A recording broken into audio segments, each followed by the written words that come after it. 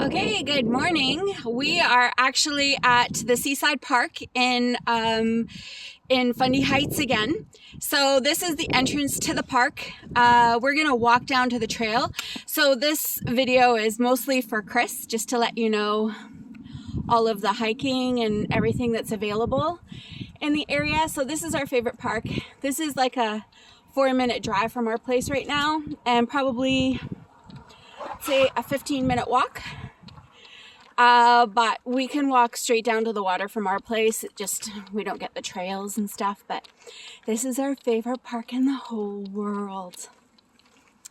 So, just as a little side note, it's December 13th today, and I was looking at the forecast this morning, and you have more snow in your 14-day forecast than we do here, so.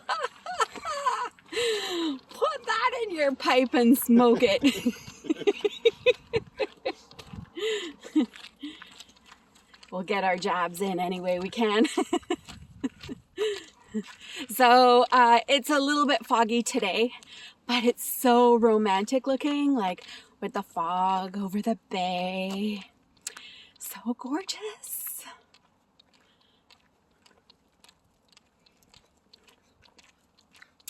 So we're going to take you down to the trail, and then we're going to actually take you to a cliffside where you can't get down to the water from there.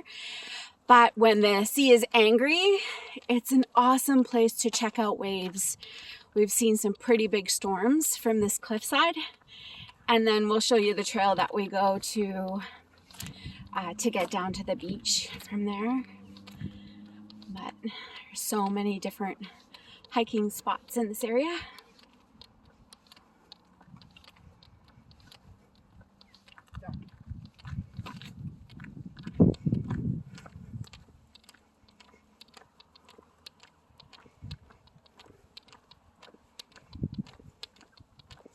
Do you want to take over now that he's off the leash? There you go. So we can already tell that the tide is way out today, because those little islands that you see in the middle there, when the tide is in, those are covered with water. You don't even know they're there. So when the tide is barely, when the tide is out, then you can see them clear as day. Is your finger in the way? I hope not. I'm being asked if my finger's in the way. Usually she likes my finger, but not when it's in front of a camera. Just do a quick pan around here, because we're in a slightly different part of the park than we were for the last video.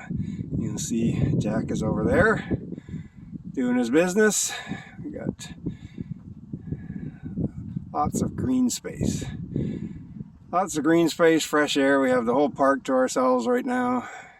It is, I think, 5 degrees, but it's high of 8 today. But very pleasant out right now. A little bit misty. We had some good rain last night. But just overall, oh yeah, lawn bowling right there. That would be right up Chris's alley, I think. And then the big green space again with the benches, which are great for sleeping on when you've had a few too many. For you guys, nobody else does that. So we'll continue on.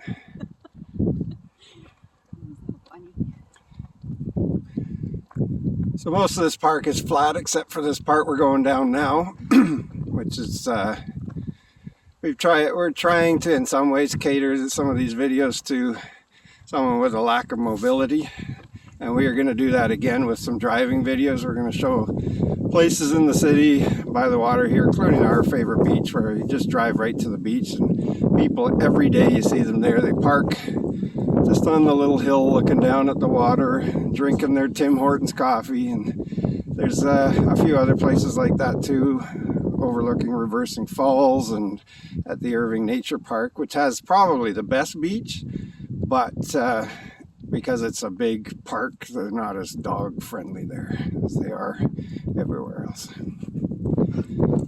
And this stretch where you see those 2 cement stones there, or blocks, we sit on there after our walk to the beach, and Jack rolls around in the grass getting all the sand off of himself, and we kick the ball for him, and it's part of our ritual that if we don't do it, he would cry.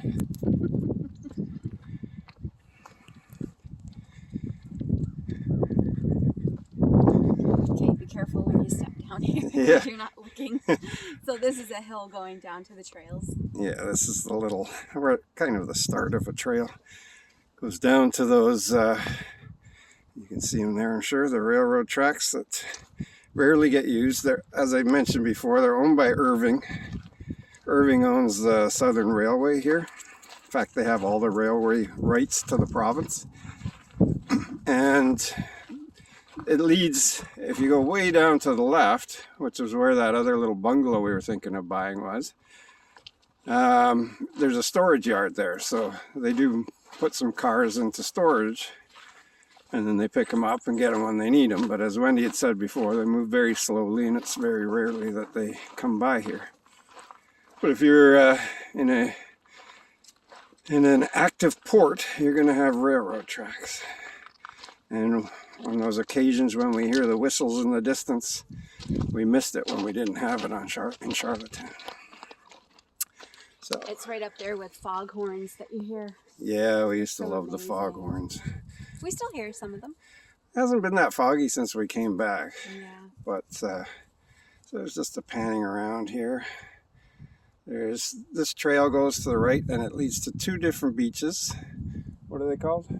McLaren. McLaren's Beach and Duck Cove. And we've walked that many times. The Duck Cove is the one that has about 100 stairs leading down. Yeah, it's such a good workout. And then this way, to our left, below the tracks, is the trail that goes to Bayshore Beach, which is our favorite beach. The unofficial dog beach of St. John. And then we're going to go straight ahead to the end of this cliffside to look down at the bay, which, as Wendy said, awesome waves when it's stormy, but it's not stormy right now. So it'll be a bit quiet. And you get the privilege of watching Jack pinch off a hot one. Oh yeah, there he is. Woo-wee. He's doing it good. All right, I don't want them to film me picking it up. So Wendy's going to pick that up and throw it into the bushes.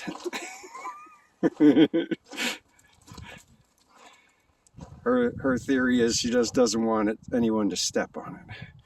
But that biodegradable poop and biodegradable bags mean the bushes should be okay. So we don't usually walk this, go down here. We've done it a couple of times, particularly when the waves are big, because it is beautiful. It's just gorgeous being on the top of the cliff there. And we do see a lot of people walking down here just to enjoy the view. But we mostly take the trail to one of the beaches for the benefit of the pooch. When we get down to the bottom of the cliff here, Jack is always like, how do I get down? How do I get down? So it always makes me a little nervous. Yes. Because especially when the tide's high and there's big waves crashing against the side of the hill. But it is a great place to check out things.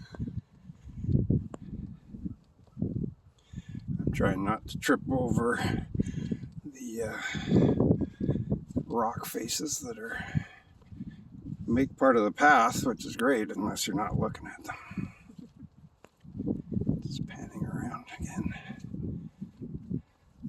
You can't see it today, but if you look straight across there, sometimes on a really clear day, you will see the southern, eastern, western tip of Nova Scotia. And if it's really clear, you can even see the gap in the land where the ferry between here and Digby, Nova Scotia passes through. It's very cool.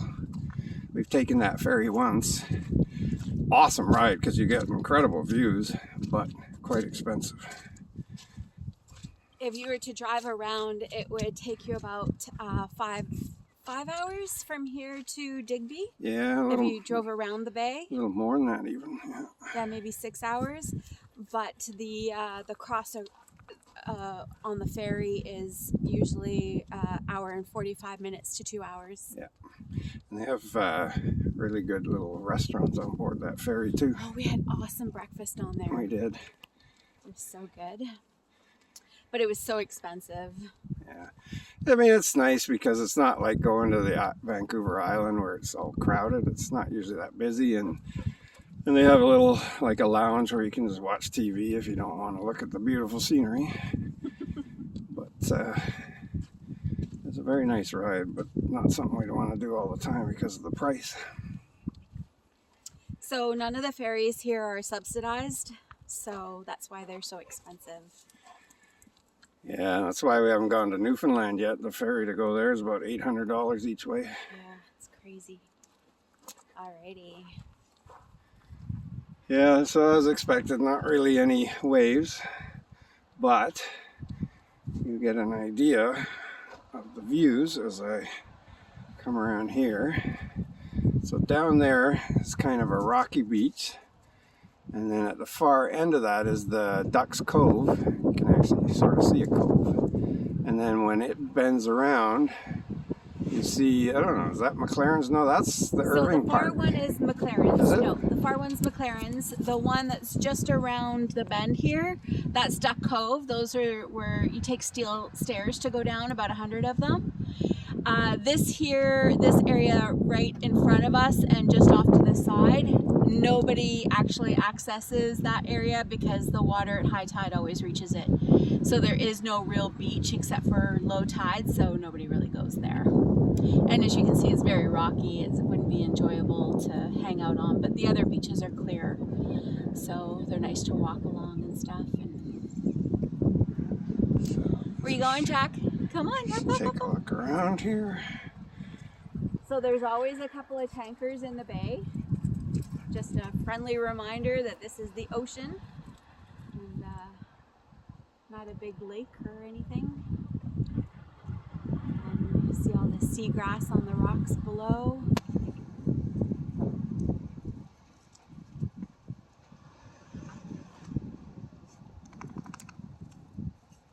And then we're coming around to our beach. So this is Seashore. As you can see, the tide is way out. I think I've taken pictures of that beach many times from when we're down there. But we can walk out as far as where you see the waves coming in and kind of like just crashing along the edge there. So in the middle, it is wet. And it's considered, you know, walking on the sea floor, but you don't step on any shells or anything like you do at low tide in like Nanaimo and places like that. You don't hear little critters crunching underneath your feet. So there's hardly any shells or anything, and it's very hard packed mud, so you never sink or anything. It's a nice walk out. So back over to this right where that land sticks way out there, there is all kinds of walking trails that go along there, or hiking trails. We started to take one time, but we gave up because we didn't know where the heck we were going.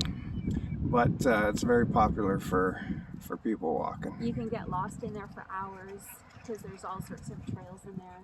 So that would be considered also part of the Irving Nature Park. It's just this side of it, and we'll eventually make a video of Irving Nature Park. So I'm just looking back up now to up the hill from whence we came, and it's not like high or anything. It's just, you know, it's a hill, but I know for Kathy it probably wouldn't work, but I know Chris likes to do some hiking, and it's very peaceful because, as you can see now, even though it's a Sunday, there's nobody around. So we're gonna go back up to the trail, and then it's about a 7-minute walk just along the trail, just beneath the train tracks. So we're gonna cut off the video, and then we'll start it up when we cut down to the beach. Okay, see you in a little bit. Okay.